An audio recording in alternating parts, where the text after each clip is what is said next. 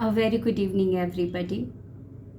एक डिस्कशन जो मेरे स्टूडेंट के साथ हुआ था वो आपके सामने रखना चाहती हूँ। मे बी इस डिस्कशन से बहुत सारे लोगों को फ़ायदा होगा। बहुत सारे लोग इस प्रॉब्लम से को फेस कर रहे हैं। मेरी एक स्टूडेंट का आज पर्सनल सेशन था मेरे साथ। उन्होंने अपने मैरिड लाइफ के बारे में मुझे बताया। उन्होंने अपने हस्बैंड के बारे में बताया कि उनके हस्बैंड एक नार्सिसिस्टिक है। अब पता चल रहा है उनको। हाँ, नार्सिसिस्टिक लोगों के बारे में नहीं पता चलता इनिशियली, क्योंकि वो बहुत बड़े चालाक लोमड़ियाँ होती हैं। दे आर वेरी चालाक ब्रो वेरी चालाक वो बहुत ही चालाक होती हैं। नहीं पता चलता, बड़े चालाकी से गेम को खेल रही होती हैं। तो उनके हस्बैंड एक नार्सिसिस्टिक है, उन्हें अभी पता चला है। और उनके मतलब मेरी स्टूडेंट को उनके हस्बैंड के बारे में सब कुछ पता है। बंद कमरे में कुछ और होते हैं, बाहर कुछ और दुनिया के लिए है। नार्सिसिस्टिक होते हैं, डबल फेस्ड इंसान होते हैं। दुनिया को दिखाते हैं विक्टिम, दुनिया को दिखाते हैं बड़े ही सीधे साधे भोले इंसान जिसको बहुत ज्ञान है, ज्ञानी बने फिरते हैं, लेकिन बंद कमरे में कुछ और होते हैं। ये होते हैं नार्सिसिस्टिक। तो उन्होंने बोला कि मेरे हस्बैंड जो है बंद कमरे में कुछ और होते हैं, बाहर कुछ और है। मुझे मेरे हस्बैंड के बारे में सब कुछ पता है, एवरीथिंग, मैंने सब कुछ देखा है। लेकिन आज तक मैं दुनिया के सामने इसलिए नहीं आई कि उनकी इज्जत के बारे में सोच रही थी, अपने परिवार की इज्जत के बारे में और ससुराल की इज्जत के बारे में। इस वजह से मैं दुनिया के सामने नहीं आई। लेकिन मेरे हस्बैंड अब ट्रेन पकड़ पकड़ कर, बसेस पकड़ पकड़ कर सारे रिश्तेदारों के पास जा रहे हैं और झुंड बना बना कर लोगों को, उनके रिश्तेदारों को गलत सलत बोल रहे हैं। मायका ससुराल सब जगह। मुझे क्या करना चाहिए? लोगों के कॉल आ रहे हैं, मैं लोगों के कॉल अटेंड कर कर के रो रो कर परेशान हो गई हूँ। मैम प्लीज़ आप मुझे बताओ। तो सबसे पहले तो मैंने उनको हिम्मत दी। मैंने उनको ये बोला कि पीठ को थपथपाओ, तुम पीठ को थपथपाओ कि तुम तो शेरनी निकली। वो है चालाक लोमड़ियाँ या कुत्ते, समझ लीजिए।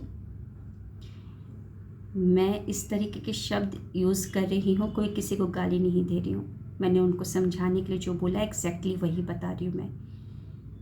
कुत्ते भौंकते हैं, है ना, कमज़ोर होते हैं, वो भौंकने लगते हैं।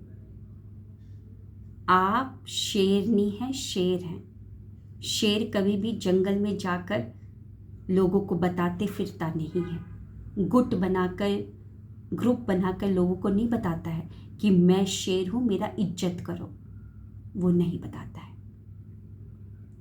उसको पता है कि वो शेर है, जंगल का राजा है, और लोगों को भी पता है। तो वो इंसान इतना डरपोक है, कमज़ोर है कि वो क्या कर रहा है, अब लोगों को गलत सलत बोल रहा है कि अब लोग उनकी बातों पे विश्वास करें। जब आप लोगों के पास जाए तो लोग आपकी बातों पे विश्वास ना करें। तो कोई बात नहीं, कोई बात नहीं, करने दो उन रिश्तेदारों को विश्वास, और इसे भी करने दो, जो करना है करने दो। ऐसे रिश्तेदारों का रखकर क्या ही फ़ायदा जो कभी काम में ना आए। पहले भी तो कभी काम में नहीं आए थे। कभी क्या कॉल किया था आपको? मैंने उनसे पूछा क्या कभी कॉल किया था आपको? बोला कभी नहीं कॉल किया। तो अब क्यों कॉल कर रहे हैं? क्योंकि वो तमाशा देखना चाहते हैं और आपका तमाशा बनाना चाहते हैं। तो ब्लॉक कर दीजिए सारे रिश्तेदारों को। क्या करना? कभी आपकी मदद नहीं की, हाँ शादी ब्याह में कभी मिल गए तो अच्छी फ़ोटो वोटो खिंचवा लिया, कोई बात नहीं। नहीं चाहिए इतनी लंबी कतार रिश्तों की, चाहिए एक ही, लेकिन सही चाहिए। अब सही रिश्ता का भी चुनाव आप ही करेंगे, तो ब्लॉक करते जाइए। कान के कच्चे हैं वो, कान के कच्चे हैं, जो इतने सालों की शादी के बाद भी मतलब कि वो मतलब कि इतना साल हो गया शादी का, करीबन 23 ईयर्स हो चुका है, बड़े बड़े बच्चे हो चुके हैं, लेकिन रिश्तेदार उन्हीं का पक्ष ले रहे हैं, काम के कच्चे हैं। कोई बात नहीं, आज से रिश्तेदारों को आप छोड़ दीजिए। और रही बात आपके हस्बैंड की, तो जितना हो सके अब आप भी दूरियां बनाइए। अकेले आए थे, अकेले ही जाओगे। 23 साल हो गया, सोचा रिश्ता सुधर जाए, लेकिन नहीं सुधरा तो कोई बात नहीं, इसको एक्सेप्ट कर लीजिए कि यही आपकी डेस्टिनी में है। क्या पता इसके बाद आपके जीवन में कुछ और बड़ा लिखा हो, कुछ बेहतर लिखा हो, कुछ अच्छा लिखा हो। अभी तो मैं नहीं बता सकती कि क्या अच्छा लिखा होगा, और ना ही आप अभी जान पा रहे हो, लेकिन आगे बढ़ते रहोगे तो सब कुछ क्लियर हो जाएगा। तो ऐसे रिश्ते से दूरी बना लीजिए। वो साइलेंट ट्रीटमेंट दे रहा है तो आप भी दीजिए, उसने ब्लॉक किया है तो आप भी ब्लॉक करो। कुंडी तो दोनों तरफ से होती है। अगर उसने कुंडी बाहर से लगा दी है तो तुम भी अंदर से लगा दो। अकेले ही रहना सीखो, और अकेलेपन में बहुत ताकत होती है। जो अकेले रहना सीख जाते हैं उनको बहुत ताकत होती है, वो ताकतवर होते हैं। तो आगे बढ़िए, अपने ऊपर काम कीजिए, पैसे कमाइए और पैसे कमाकर आगे बढ़िए।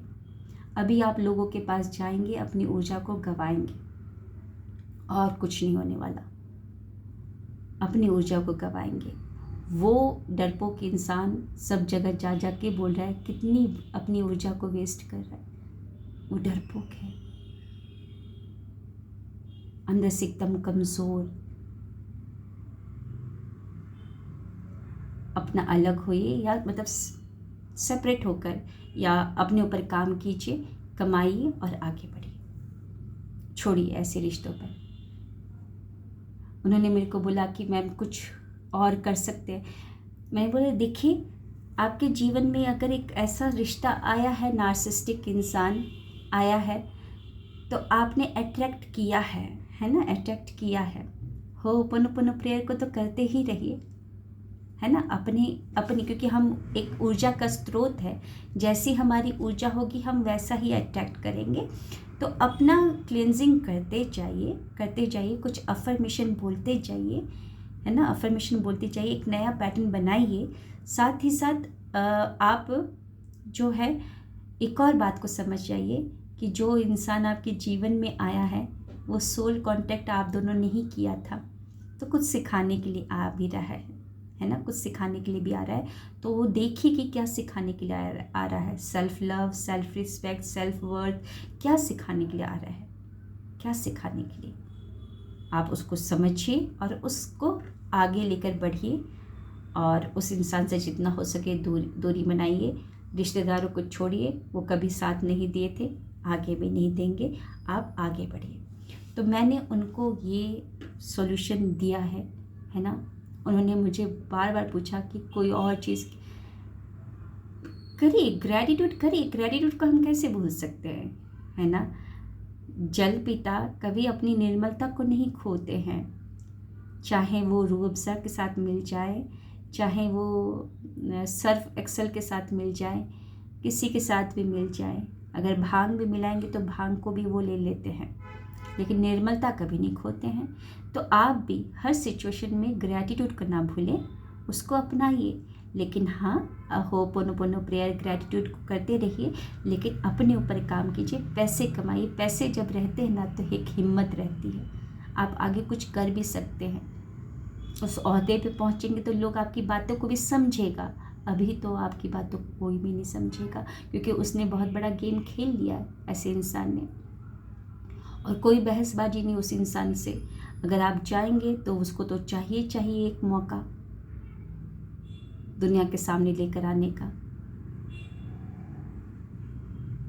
तो मैंने उनको ये सॉल्यूशन दिया है। अब मुझे आप बताइए कि अगर ये आपके पास क्वेरी आती तो आप क्या जवाब देते? आपके जवाब का मुझे इंतज़ार रहेगा। Thank you.